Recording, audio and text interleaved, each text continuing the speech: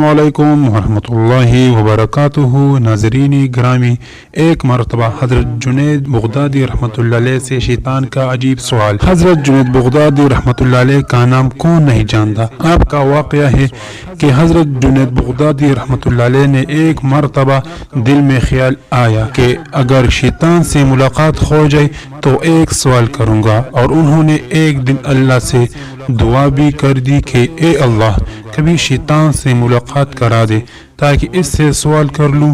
ایک دن نماز پڑھ کر مسجد کے باہر نکلے تو ایک بوڑھا آدمی جھک کر سلام کرنے لگا۔ حضرت جنید بغدادی رحمۃ اللہ علیہ نے اس کو دیکھ کر کہا کہ کون ہو تم؟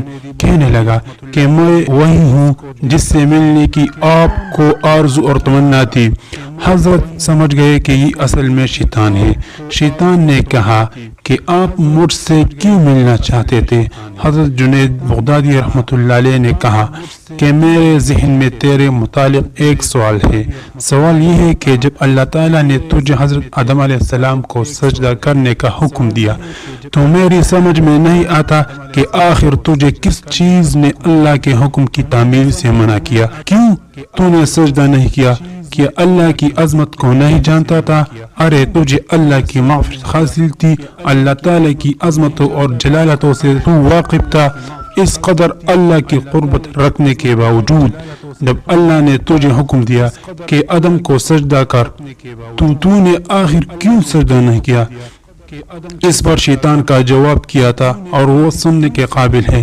اس کے جواب نے کچھ دیر کے لیے حضرت جنید بغدادی رحمۃ اللہ علیہ کے ہوش اڑا دیے۔ اس نے کہا کہ جنید، آپ جیسا توحید پرست آدمی اور مشرکانہ سوال، آپ جیسا توحید پرست ایک اللہ کو ماننے والا، ایک اللہ کی پوجا کرنے والا، اور آپ کے ذہن میں سوال آ رہا ہے مشرکانہ سوال کہ میں نے غیر اللہ کو سجدہ کیوں نہیں کیا؟ کہنے لگا کہ آدم تو غیر خدا تھے، خدا تو نہیں تھے، میں غیر اللہ کو کیوں سجدہ کر لیتا؟ آپ جیسا توحید پرست آدمی ایسا مشرکانہ سوال مجھ سے کر رہا ہے۔ بڑے افسوس کی بات ہے، حضرت جنید بغدادی رحمۃ اللہ علیہ کہتے ہیں کہ مجھے اس نے یہ بات میرے سے کہی تو مجھے لگا کہ ہاں یہ تو ٹھیک کہہ رہا ہے، اور پھر تھوڑی دیر کے لیے مجھ ایسا معلوم ہوا کہ میرا ایمان سلب ہو رہا ہے، اس لیے میں نے سناٹے میں پڑ گیا، ہوش و حواس باقی نہ رہے۔ میں سوچنے کہ اس کو کیا جواب دے سکتا ہوں، اس کے لیے کہ جب وہ کہہ رہا ہے کہ تم اللہ کو ماننے والے اور مجھے پوچھتے ہو کہ آدم کو سجدہ کیوں نہیں کیا۔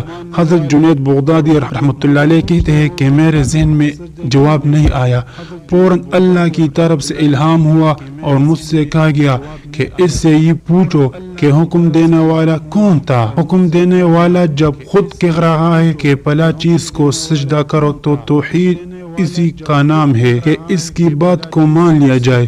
حضرت جنید بغدادی رحمۃ اللہ علیہ کہتے ہیں کہ اس الہام کے بعد میرا ایمان برقرار ہوا اور نہ مجھے ایسے معلوم ہوا کہ میرا ایمان میں تزلزل پیدا ہو گیا۔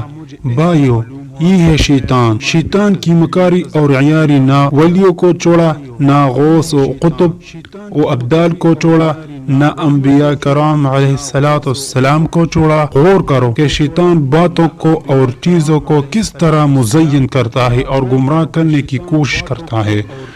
اس ذرا اندازہ اس واقعہ سے آپ کر لیجئے۔ اس لیے کبھی بھی شیطان سے بے فکر نہ ہونا چاہیے۔ شیطان کی عیاری اور مکاری سے بسا اوقات انسان بھی ایمان ہو جاتا ہے، لیکن اسے خبر نہیں رہتی کہ میں بھی ایمان ہو گیا ہوں۔ شیطان کفر کو مزین کر دیتا ہے۔